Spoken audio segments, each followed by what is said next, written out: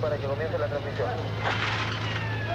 Ok, quedamos a la expectativa del anuncio del comienzo de la transmisión, ¿eh? Esto es que estamos muy atentos acá.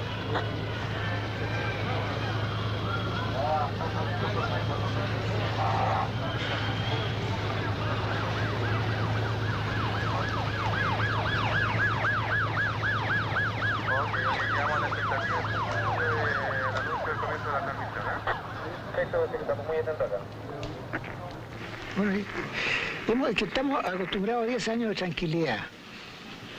Lo que hay es que en estos 2 años se dio la Arbona y ahí está la cosa, pero lo que afloró. Entonces vinieron los rumores. Miren, amigos, el país está perfectamente controlado.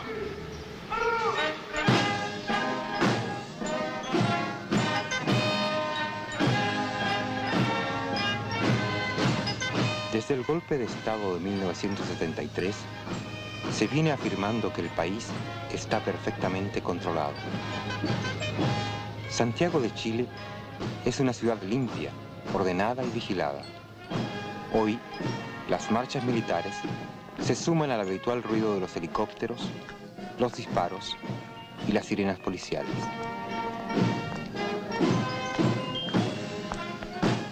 El régimen celebra con pompa y tenida de gala una ilusión de tranquilidad.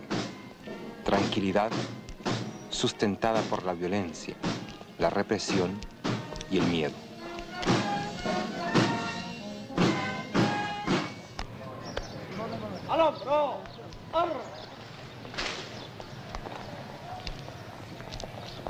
Chile, ocupado por soldados en guerra contra la población civil, vive, desde hace varios años, una crisis generalizada y un clima de violencia cotidiana. A la derecha, atención presentes, ¡vamos!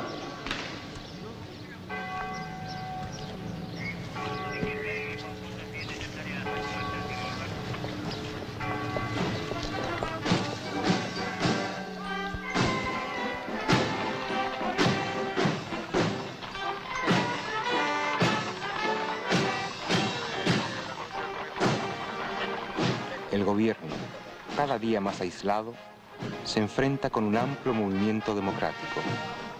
Hombres y mujeres anónimos, decididos a recobrar su dignidad y su libertad.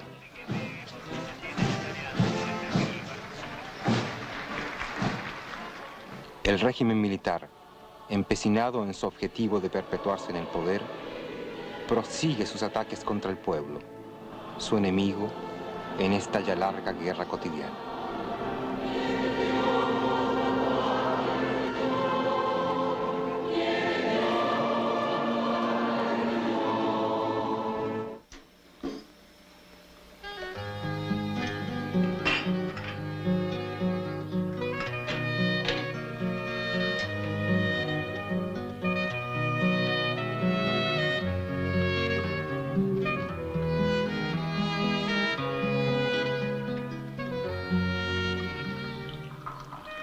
Mucha gente pregunta siempre por cómo ha podido sobrellevar esto.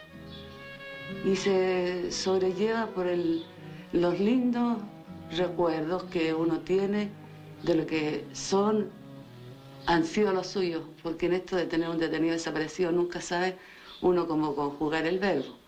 Yo, por ejemplo, estoy viendo en este momento la fotografía cuando se casó mi hijo Luis Emilio y Nalvia, que hoy están desaparecidos. Y también estoy viendo una fotografía cuando yo era joven, calculo para más o menos aquí unos 17 años. Y eso también me trae el recuerdo con Manuel, mi Manuel. Fue cómplice mío y yo cómplice de él en todas las cosas buenas y malas que vivimos. También éramos cómplices en el sentido de luchar por la justicia, mejores días para nuestro pueblo. Él, por ejemplo, sufría de ver los niños sin zapatos. Pasábamos siempre pagando cuentas de zapatos porque él a los 14 años se puso el primer de zapatos nuevos. Siempre anduvo a pies pelados o con los zapatos que la mamá le conseguía por ahí. Y por lo tanto, también estuvimos metidos de lleno en las elecciones cuando triunfó Salvador Allende, este inolvidable patriota chileno, este inolvidable hombre de altura internacional. Y luchamos denodadamente,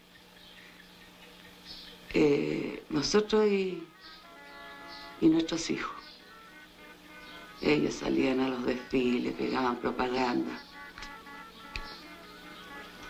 Este es Luis Emilio, el mayor de los hombres, y debe tener unos 11 años. Y acá está mi hija, Ana María, que hoy es maestra. Está Ricardo, el tercero de mis hijos, que está en Canadá, y Luis Emilio nuevamente. Mac y Leo. Darley y René. Manuel. Bueno, estos son mis nietos, gracias hijos. Son mis nietos que forman parte de nuestra familia. Les decía anteriormente de que yo creí estar enamorada de otro hombre antes de conocer a Manuel. Pero la realidad es que con los años me convencí que el que siempre había amado era él. Y a los 40 años de matrimonio me latía el corazón cuando sentía sus pisadas. Y esta familia fue criada con mucho amor, con todos los sabores de la... ¿Cuántos nietos son de...? Son como 13 nietos.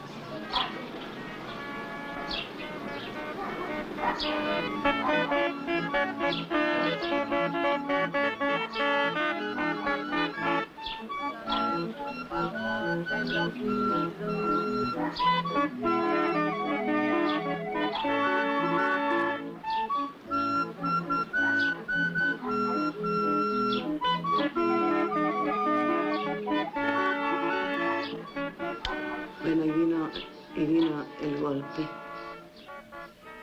Le había tocado a tantos familiares que tomaron detenidos a los suyos. El 76 me tocó el turno a mí, cuando detienen a mis dos hijos, a la señora de Luis y a mi compañero.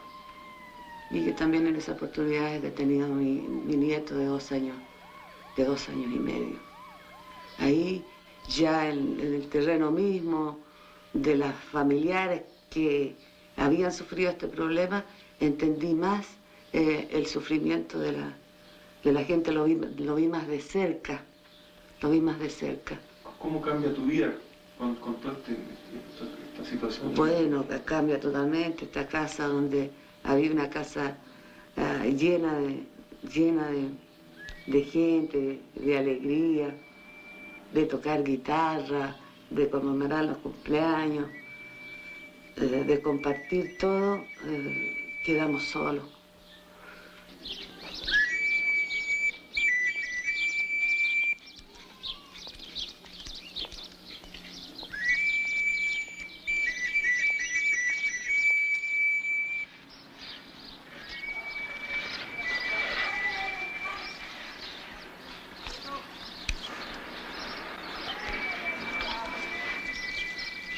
Hemos estado luchando desesperadamente desde un principio para salvarle la vida a nuestros compañeros que fueron detenidos.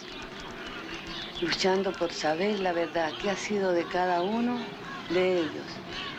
A través de este tiempo hemos ido rescatando trozos de esta verdad.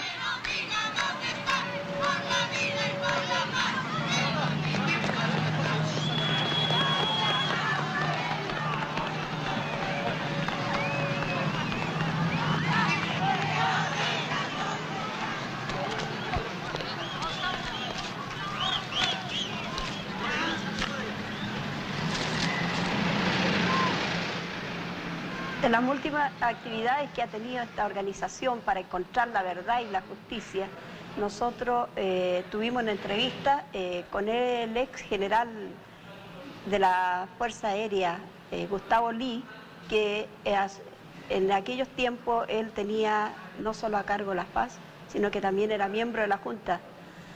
Y nosotros, dada esta responsabilidad que él tenía, le pedimos una entrevista. ¿Qué pasó cuando lo visitaron? Sí, él realmente para nosotros no nos causa asombro porque sufre de una amnesia total.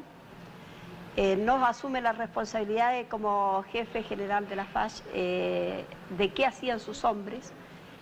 Yo creo que en Chile todos esos problemas que están apareciendo en otros países con respecto a juzgar la actuación de las Fuerzas Armadas durante su gobierno, tienen que ser vistos a través de la justicia ordinaria, de los tribunales de justicia. No puede hacerse de otra manera. Y ojalá que en la primera fase, cuando se vuelva al periodo de transición para llegar a un periodo democrático, este problema no se toque en un comienzo, que se deje para unos años más en que se enfríen los ánimos y los tribunales de justicia puedan operar libremente y sin presiones. Ahora, en lo personal, ¿usted se siente en alguna medida tocado por esa situación hipotética? No, en absoluto. Yo tengo mi conciencia muy tranquila y si he cometido errores, que se juzguen mis errores. Yo en ese sentido estaría dispuesto a enfrentar cualquier situación que se presentara a corto, mediano o largo plazo.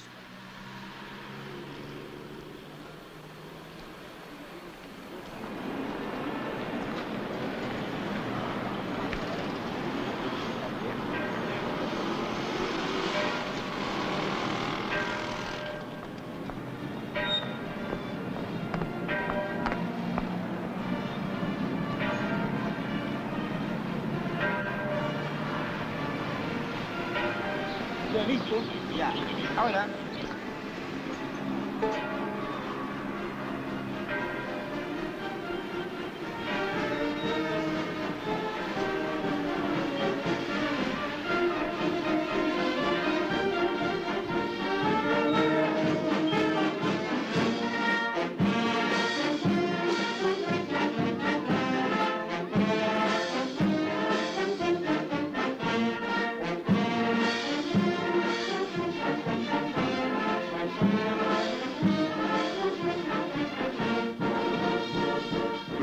Retreta Dominical con la actuación del Orfeo Nacional de Carabineros de Chile, que dirige el suboficial mayor señor Belisario Tudela Pino.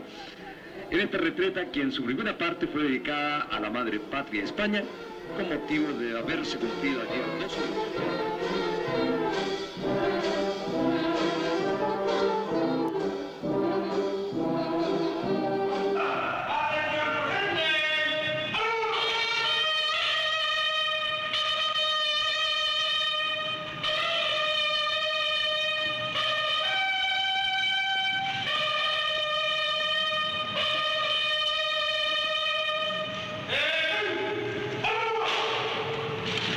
Buenos días,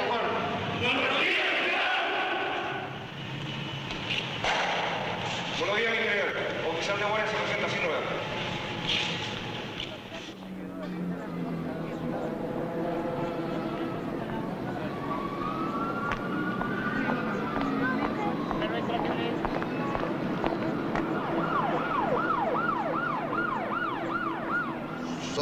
ex mayor de Carabineros, me desempeñaba a cargo de la 17 Comisaría de Radio Patrulla de Santiago y fui detenido el mismo día 11 de septiembre del 73.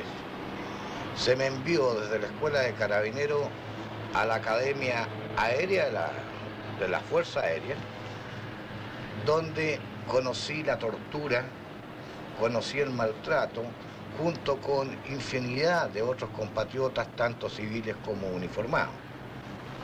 Llevo como recuerdo de esa experiencia una cicatriz en la espalda que naturalmente nunca voy a poder olvidar, porque está ahí, es física.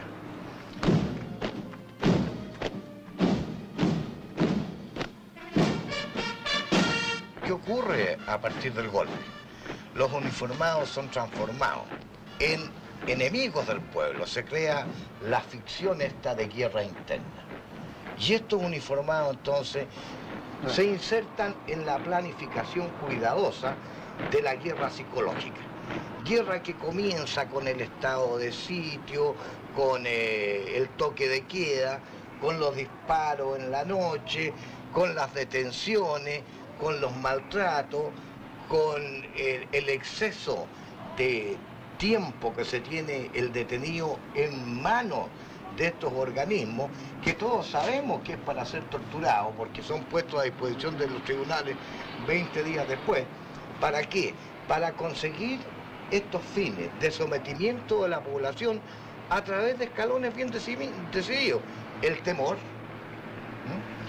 ya sea el temor por el estómago, temor a perder el trabajo, temor a los allanamientos, temor a las detenciones, y una vez que la población está atemorizada, se llega a la segunda etapa, que es la ideal, el pánico.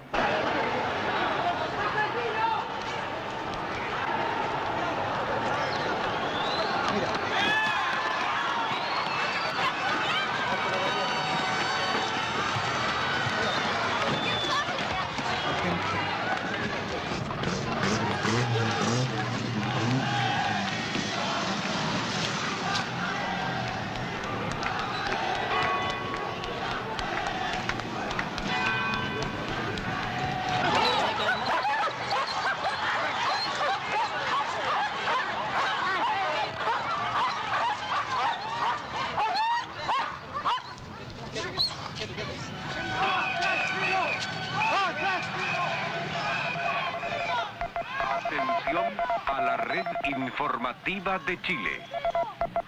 3 heridos a bala, uno de ellos entre la vida y la muerte, en incidentes registrados esta tarde en distintos puntos de Santiago. Hasta las 17 horas, 50 personas habían sido arrestadas en manifestaciones. Mi opinión es que, como he dicho desde el principio, el comunismo en este momento, no tan solo aquí, sino que en todo el mundo, está usando la violencia como arma de amedrentamiento de las poblaciones de cualquier orden. Esto está sucediendo igual en este momento en Inglaterra, está sucediendo en Francia, está sucediendo en Sudáfrica, está sucediendo en todas partes.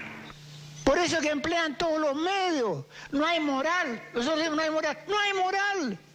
Emplean la religión, emplean los medios de comunicaciones, la educación.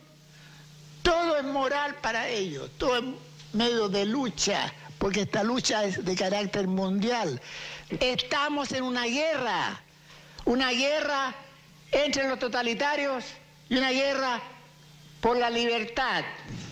Y ellos han sido muy hábiles. Ellos hablan, los comunistas contra la dictadura fascista, los comunistas contra los totalitarios. No, señores, la guerra es distinta. Es una guerra totalitaria a ellos, libertad a nosotros. Nosotros estamos luchando por la libertad.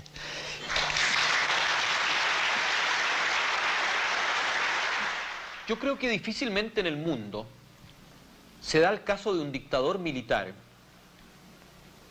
que sea tan limitado para pensar los problemas en términos políticos. Pinochet piensa absolutamente la política en términos de guerra. Es un militarista 1000% en frente de la política. él no está pensando ni en la paz en este país, en cómo lograr un orden político estable, ni nada de eso. Él está en una definición precisa de una guerra determinada. Y es una concepción de la guerra anticomunista que, digamos, está frente a la concepción de la guerra anticomunista que Pinochet tiene. Verdaderamente el macartismo parece un juego de niños. Pinochet piensa de que el país es objeto de una agresión internacional y de fuerzas oscuras dentro de Chile, tendiente a construir en Chile un Estado comunista. Y naturalmente él ve comunistas en todas partes.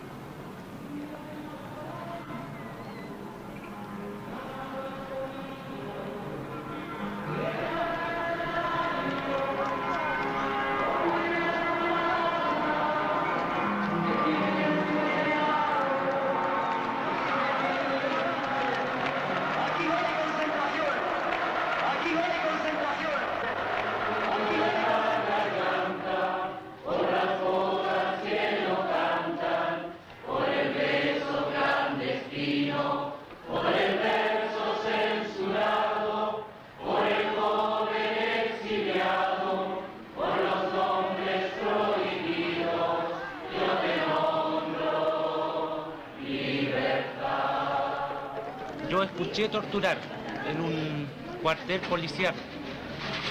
Con mis propios oídos, no lo vi, pero lo escuché. Frente a esa realidad no puedo callarme y no puedo quedarme de brazos cruzados. Tengo que gritar y tengo que luchar. Ay de mí si no lo hago. Nosotros en un primer momento pensábamos que las acciones que íbamos a hacer, porque las hacíamos frente al cuartel donde se tortura de la CNI, nosotros creíamos que gritando fuerte y cantando quizás nos iban a escuchar los mismos torturados. Entonces era un gran aliento para nosotros pensar que pudiéramos aliviarlos de alguna manera. Después nos dimos cuenta que eso no era posible porque las cámaras son sumamente blindadas y que el alivio inmediato al torturado no iba a venir. Pero sí, porque muy luego vimos que la gente, el público que había en las calles nos escuchaba, es que nos dimos cuenta que el objetivo más efectivo de nuestra acción iba a ser y estaba siendo el influir en la opinión pública. Es cierto que no hemos logrado que la tortura disminuya, nos parece, al revés, está como más sistematizada y más sofisticada.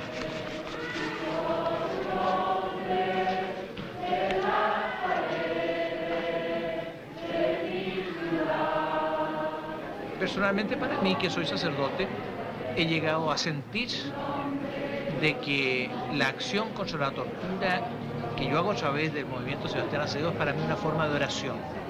Para mí cada acción es un encuentro con Jesucristo torturado hoy. Y yo hago un momento de oración antes de ir a la acción, con mucho miedo por lo demás, no se nos pasa el miedo. Pero luego es un encontrarme con el Señor.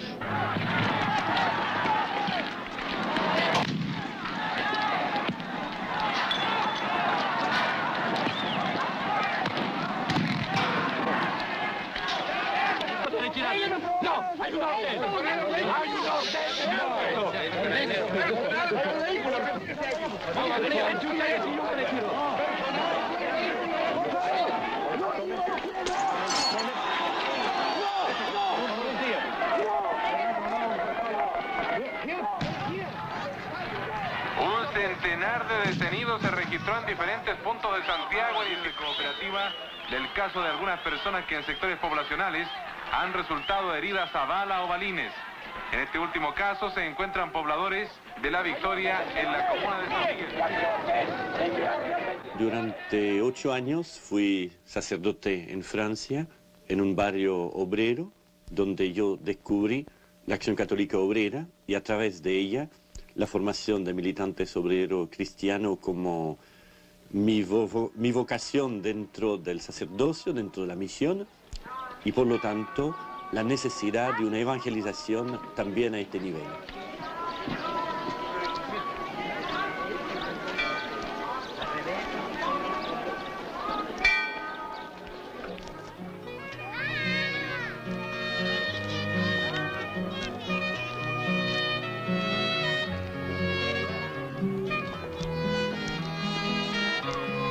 La primera semana de Victoria fue una sensación de ahogo, pero en el mismo tiempo de esta impresión de ahogarse por el amontonamiento, una rapidez en los contactos humanos. Yo creo que en las 3 primeras semanas yo saludé a más personas que en 6 meses en mi parroquia anterior.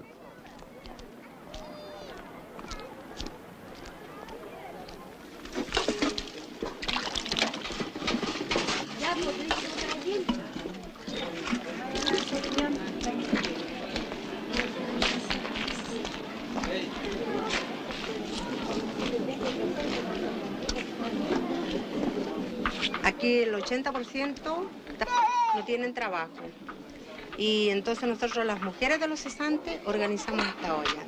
Esta olla está del 81, sobre todo para los niños. Pero siempre el niño hay que darle un poco de leche, el niño no te conoce la leche aquí. El niño no te come un huevo, el niño no te come nada porque ¿de dónde lo sacan? Aquí se ha dado la drogación, se ha dado el alcoholismo, la prostitución, todas esas cosas a raíz del régimen que vivimos.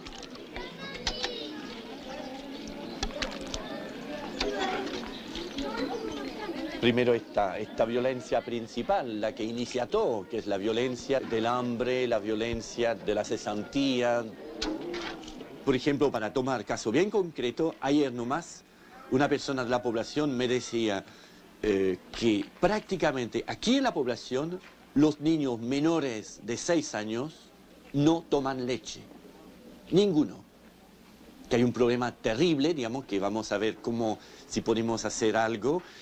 Pero bueno, eso es una violencia muy fuerte e incluso hay que recordar, o sea, yo he citado varias veces últimamente esta frase del capítulo 34 del Eclesiástico, cuando dice que privarle al necesitado de su pan es asesinarlo. Y eso nos olvidamos de esto, porque estamos horrorizados cuando corre la sangre, pero cuando no corre la sangre porque no hay leche para hacerla unir, no hay pan para hacerla correr adentro, también es un asesinato, pero eso no se ve.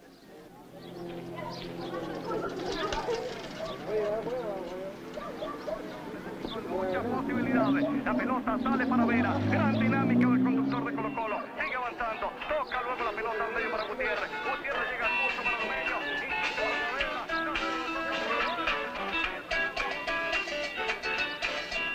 Faltan 6 minutos para las 13 horas en Yungay.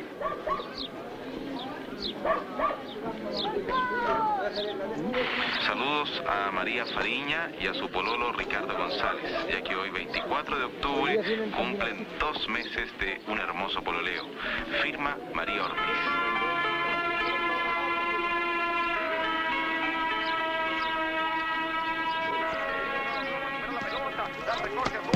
Suazo para el número 6 Pedrero. Centro pasado el arquero uruguayo. Sale, rechaza el centro corto de Capitán. ¡Tiró!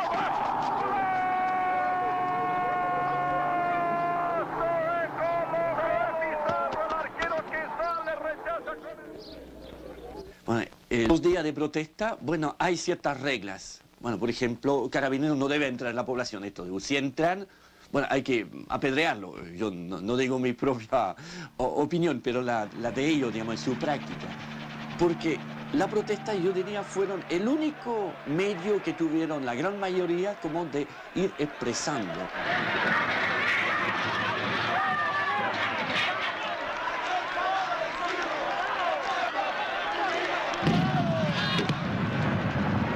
Pero tanto los manifestantes como Carabineros empiezan a enojarse, sobre todo, por ejemplo, si cae un herido, ya le llega la indignación por esta otra agresividad mucho más violenta que es la de las balas.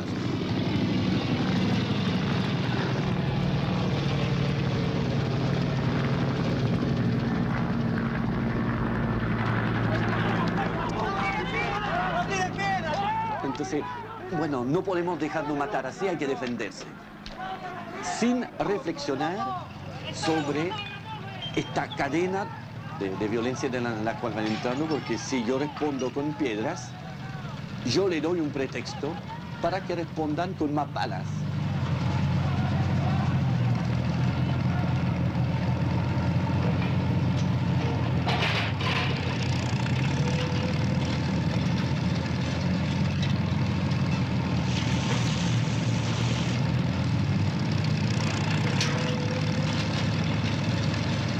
En otro momento, a fines del año 83 y el año 84, donde hubo una maduración de parte de la población y la búsqueda de otras maneras de expresarse que sean pacíficas, pero al frente policía o militares con una voluntad de provocar y de pasar por encima de todo.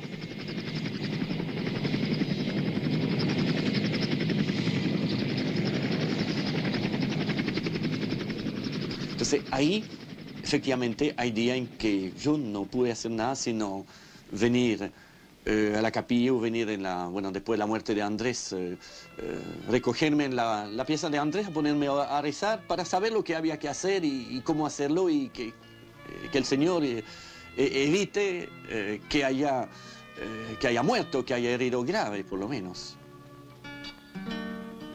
El número de gente que ha sido matada en su casa por balas así, son decenas y decenas.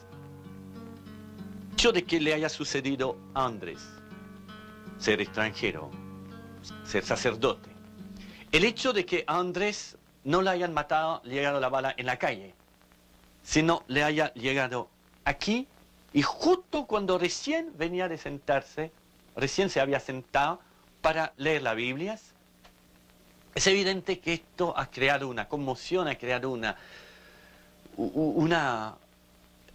ha sido una palabra de Dios eso, que permite subrayar la inmoralidad para fuerzas policiales o represivas, llámenle como se llame, que entren a reprimir a los pobres con balas. Pero el hecho de Andrés, yo diría, es como el grito de los pobres y el grito de Dios que dice, bueno, paren, no pueden seguir en este camino.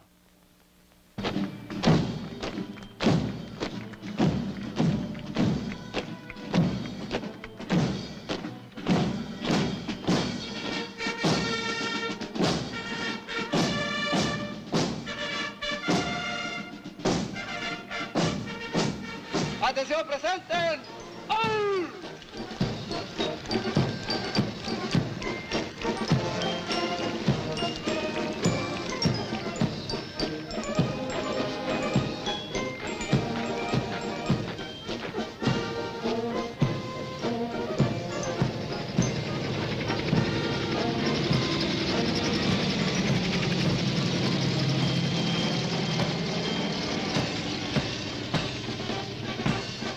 El ejército fue, es y será siempre el baluarte inconmovible de nuestra independencia. Y en cuya unidad, en este instante, descansan nuestras esperanzas de alcanzar ese futuro esplendor que añoramos dejar como herencia a las generaciones futuras. Las características de este ejército son la obediencia irrestricta al alto mando, la no deliberación sobre materias políticas. Es un ejército extraordinariamente jerarquizado, el último ejército prusiano del mundo. Por otro lado, la mantención de un ejército que crece enormemente en número. Pensemos de que el cuerpo de generales en este país eran 25 el año 1973 y hoy son 54 generales. Pensemos que los niveles de remuneraciones han mejorado sustancialmente, de que la infraestructura habitacional del personal del ejército ha crecido enormemente y en consecuencia tenemos un ejército que cada día va tomando una parte mayor del presupuesto nacional. El Estado de Chile en solo 6 años gastó sobre 10.000 millones de dólares en su presupuesto militar. Esto es una cifra enorme para un país como Chile. Pensemos que la deuda externa del país, que es per cápita la más alta del mundo, nos lleva a una deuda de algo más de 20.000 millones de dólares. Nosotros habríamos gastado en defensa 10.000 millones de dólares en 6 años.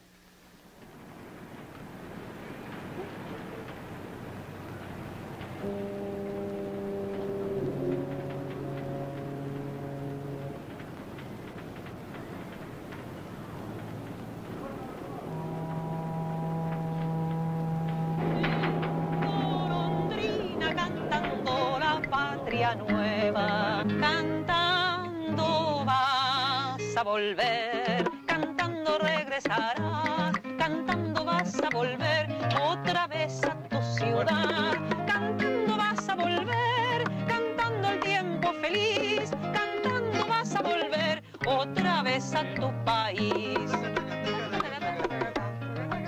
Mira, nosotros nos dedicamos a trabajar sobre la poesía de España y de América fundamentalmente, en todo caso en medios y en círculos que no son por supuesto los oficiales, son todos los círculos que el mismo pueblo se ha ido dando en estos años, en Chile al menos, en estos 12 años, círculos poblacionales, estudiantiles, campesinos, sindicales, que es donde se desenvuelve todo un sector de la cultura chilena. 5 o 6 años atrás se pedía la lista de las personas que se iban a subir al escenario, ¿no es cierto? Y el tipo de texto que iban a cantar, por ejemplo. Claro. Entonces, y existía la posibilidad de que te prohibieran pararte en un escenario y cantar, porque me pasó a mí en un conjunto que tenía con compañeros de conservatorio antes, por ejemplo. Ahora eso lentamente se ha ido solucionando y es posible cantar masivamente, incluso en manifestaciones callejeras de repente. Que el pueblo ya dijo basta, sí, ay que sí. Es hora de decisiones, Rosa y Romero y el alelito solito, ¿no?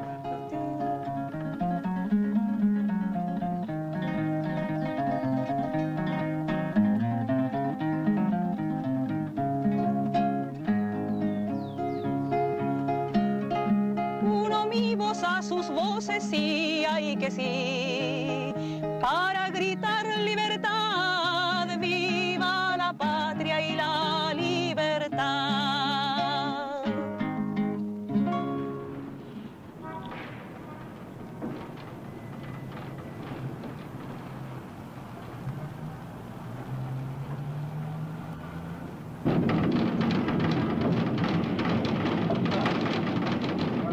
Seis meses y 11 días sometido a este maldito régimen de 2 cigarrillos diarios.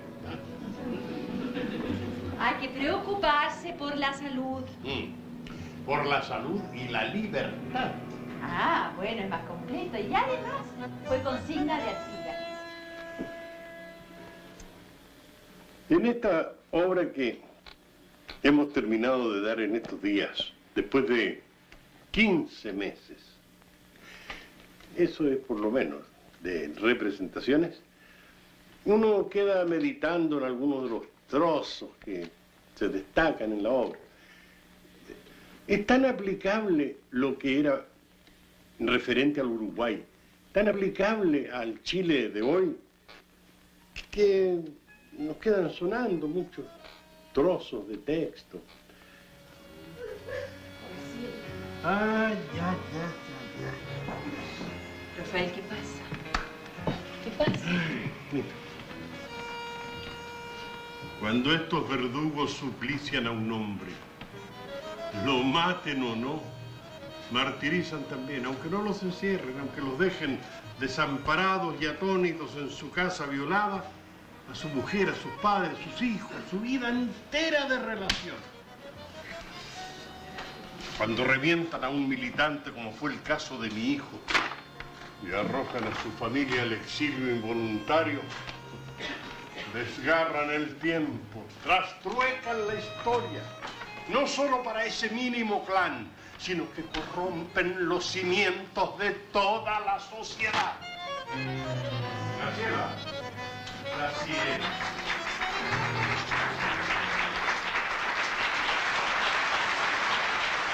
Es estimulante ver la cantidad de jóvenes que concurren en nuestro teatro. Bueno, la obra plantea problemas muy actuales y muy llegaderos a los jóvenes. Pero es hermoso y estimulante para uno, ya terminando su vida, ver que la juventud está entusiasta en Chile.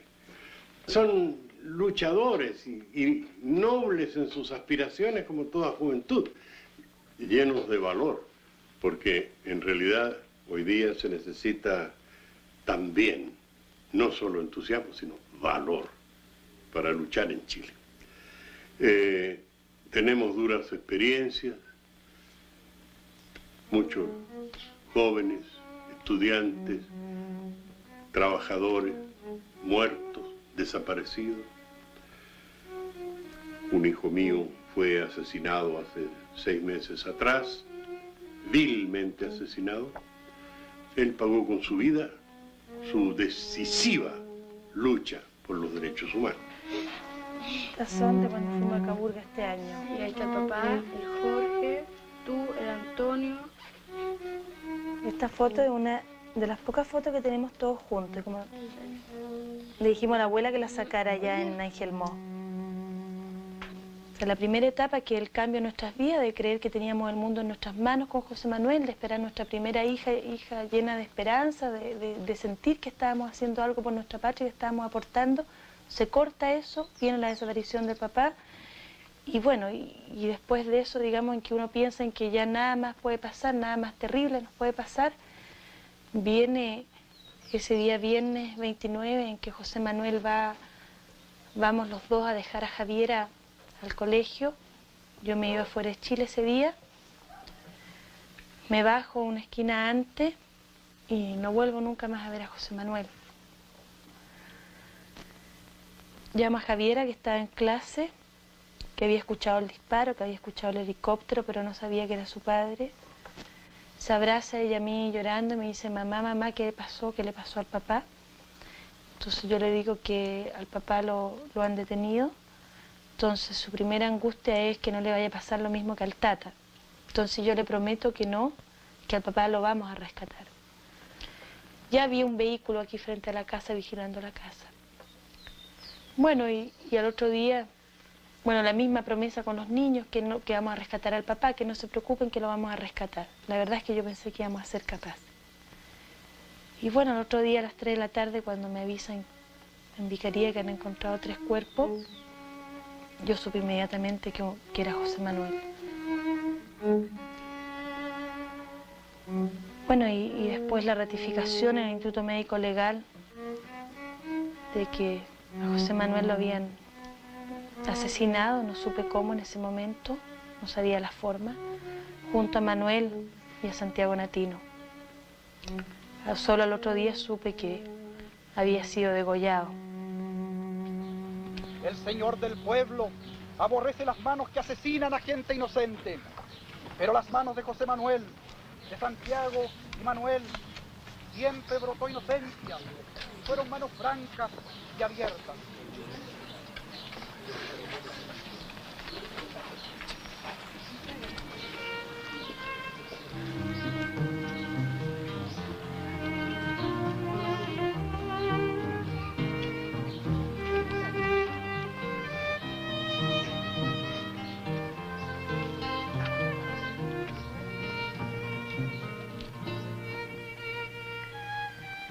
Eso ya es brutal, o sea, la verdad es que el sufrimiento que significó el cambio en nuestras vidas es algo demasiado profundo.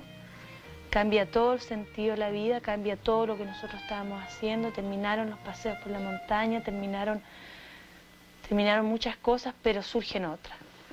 Surge con más fuerza el deseo de que esto cambie, sufre con más fuerza el ganar este desafío de la vida, que en algún momento uno no lo tiene muy claro. Es un desafío grande, pero que sé que lo vamos a ganar.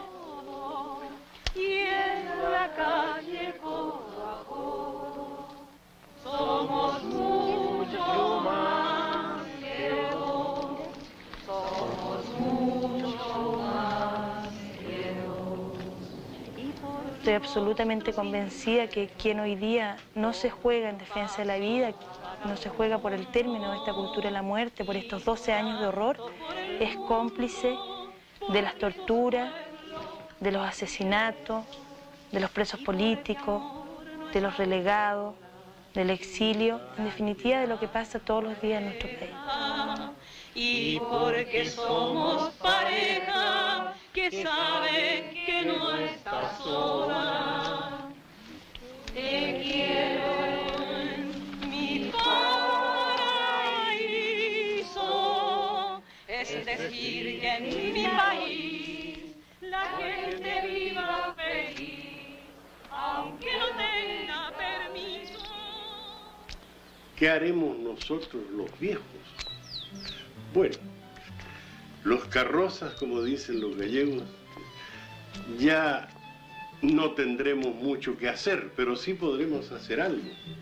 Ayudarles a recordar a los jóvenes lo que vieron y también lo que no vieron. Eso es un poco nuestra labor de carrozas.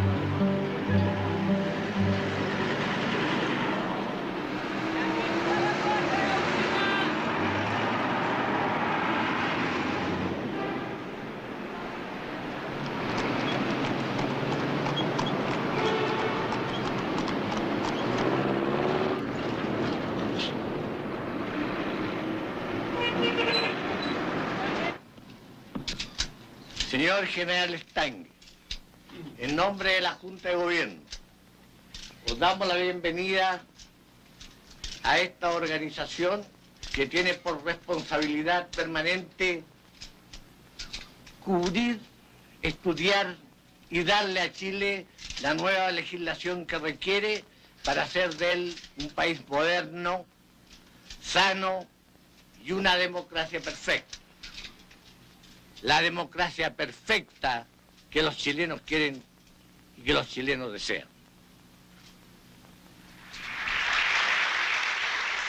Muchas veces he creído, mis amigos, de que, así como ellos llaman pasar del sistema burgués al comunismo por la dictadura del proletariado, nosotros también tenemos que pasar, y no se puede escapar de eso, por la dictadura de la democracia, aunque no le guste a alguno.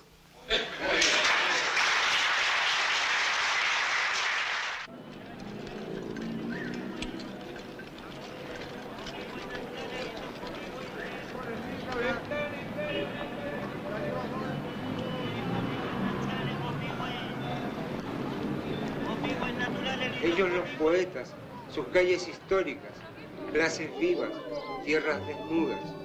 Ellos los poetas del mundo. Ellos el futuro. Ellos sus poesías musicales. Empezaron a llegar jóvenes a la Casa de la Cultura. Traían sus poesías a mostrar lo que tenían, lo que ellos eran capaces de hacer y a darse cuenta de que lo que hacían era realmente valioso. Muchas veces nosotros aquí a veces no nos encontrábamos, por ejemplo, y llegaban los jóvenes y no nos encontraban y tiraban los poemas por debajo de la puerta y al llegar nosotros nos encontrábamos con cosas lindas. Cualquiera puede ser poeta. Cualquiera puede ser poeta. Los poetas no somos nosotros los que escribimos, sino los poetas son la gente que cree que no va a escribir nunca, pero de un momento a otro le surge la idea.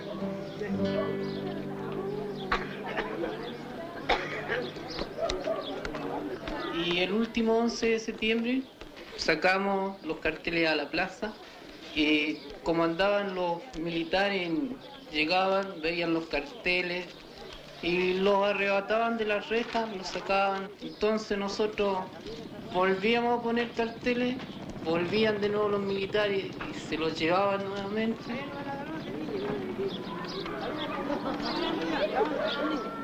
Cada uno en un libro que escribimos relatamos este hecho.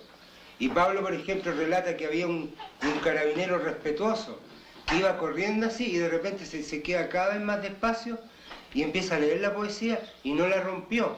Y después se metía y no veía cuál poesía romper porque todas parece que le gustaban. Entonces dice el Pablo en el relato, esa fue la primera vez que yo vi un carabinero respetuoso.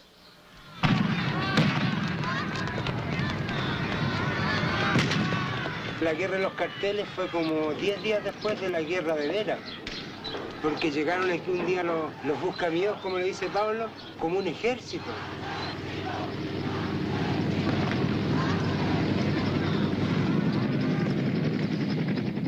Miedo, yo siento miedo. Yo incluso unos días atrás estuve detenida. Nunca había caído, ahora me tocó vivir lo que es estar detenida. Bueno, miedo yo voy a seguir sintiendo miedo. Pero más miedo me da Más miedo me da, por ejemplo, pensar en un futuro que nos espera si es que estamos sin mover un dedo en nuestras casas.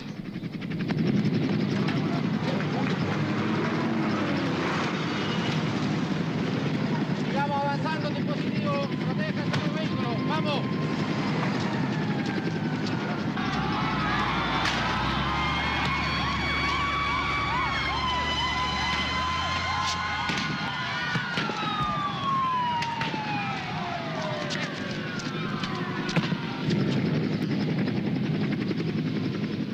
Nosotros lo despertaron los FNI en la cama. O sea, muchos compañeros han contado siempre cuando son relegados, cuando son esto, otro. Pero uno no lo vive en carne propia, o sea, a pesar de todo no lo vive. Y simplemente... Fue por la detención. Claro, simplemente se le detenía y despertado por un individuo, dijéramos, de barba, mal agestado y con una arma. Entonces esa fue la primera situación, dijéramos, de quiénes son. Justo estaba la situación de los degollados. ¿Ah? A pesar del hambre que teníamos al principio y del frío y del miedo, porque sentíamos miedo por la gente nuestra que había quedado aquí. Pero inmediatamente todo eso se supera cuando sentimos una gran solidaridad de la gente. Yo creo que la relegación me sirvió bastante desde el punto de vista de aprender más, de conocer más y de querer mucho más a la gente que es la victoria. Y yo creo que ahí, en ese momento, realmente dije, pucha, la suerte que tengo de vivir aquí y de tener estos compañeros tan buenos, que a pesar de ser pobre, de tener delincuencia, drogadicción o prostitución, tiene algo que es muy de ellos, que es la solidaridad innata. Y eso me hace sentir cada vez más comprometida. O sea, si yo fui capaz de estar 3 meses fuera de mi casa, tal vez cuando siempre decía, algún día me va a tocar relegación y me va a dar miedo, ¿cómo voy a reaccionar? ¿Qué me va a pasar? Y yo creo que estos 3 meses me sirvieron como para reafirmarme más, o sea, para decir, bueno, ya estáis aquí, diste un paso, veamos el próximo, ya sabemos lo que viene. O sea, yo sé que ahora estoy candidata a cualquier cosa que venga y estoy dispuesta a afrontarla. Lo que sí siento es que lo único que quiero es ver caer la dictadura.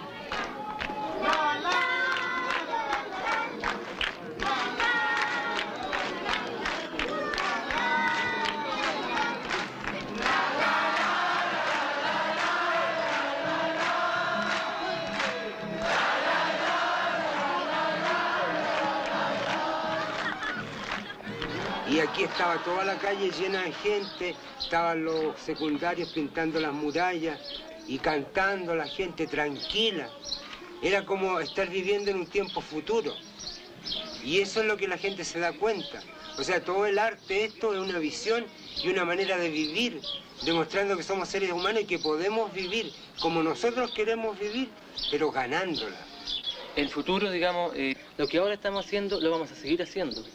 ¿Ya? Y cuando las cosas mejoren, cuando este régimen cambie, cuando nosotros podamos realmente sentirnos libres, este solar va a seguir siendo así. ¿Ya? Digamos, nuestro sueño es el siguiente, que nuestros hijos estén aquí discutiendo. Y no solamente aquí, en la calle, en la plaza, en la comisaría al costado, en la parroquia, en nuestras propias calles. Si preguntan por Hernán, no está, pero volverá. Si preguntan por María, no está, pero volverá. Si preguntan por Iván, no está, pero volverá. Si preguntan por Ramón, no está, pero volverá. Si preguntan por la libre en general. Si preguntan por la libre, la libertad, no está, pero volverá.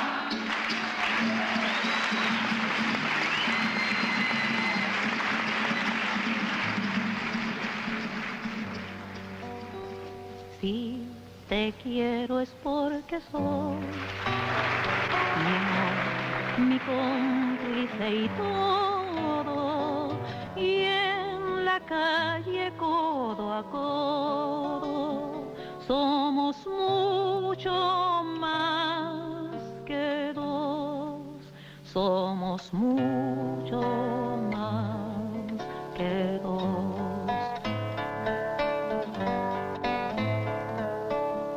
Tus manos son mis acordes cotidianos. Te quiero porque tus manos trabajan por la justicia. Te quiero, mi paraíso. Es decir, que en mi país la gente viva feliz, aunque no tenga permiso. Si te quiero es porque sos mi amor, mi cómplice y todo. Y en la calle codo a codo somos muchos.